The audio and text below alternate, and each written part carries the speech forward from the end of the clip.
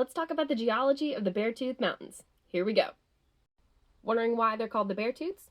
This is Beartooth Peak. Looks just like a bear's tooth. They're also named for Beartooth Butte, but we'll get to those in just a minute. These mountains contain some of the oldest rocks found anywhere on the planet. Keep in mind that the Earth is about 4.6 billion years old. We'll start at the beginning, the Precambrian, the time of Earth's origins. Tons of rocks in the Beartooths can be dated back to this.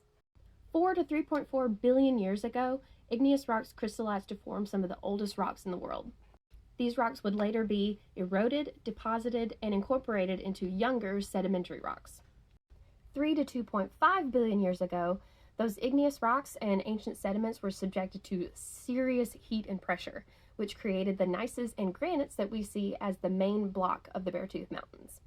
The rocks were then subjected to even more heat and pressure to form metamorphic rocks, such as the Hell-Roaring Quartzite at the Hell-Roaring Plateau. These rocks are super important because they contain zircon crystals. Zircon crystals are a great way for scientists to determine the age of rocks using uranium-lead dating methods. Since Earth is generally accepted as 4.6 billion years old, these zircons tell us that these are some of the oldest rocks formed since pretty much the beginning of Earth itself. The rocks formed at this time are referred to as basement rocks, considering they formed the foundation for younger sedimentary rocks that were deposited on top. Those granites and gneisses from before were later intruded by other rock bodies known as dikes and sills. After that, things got a little rocky.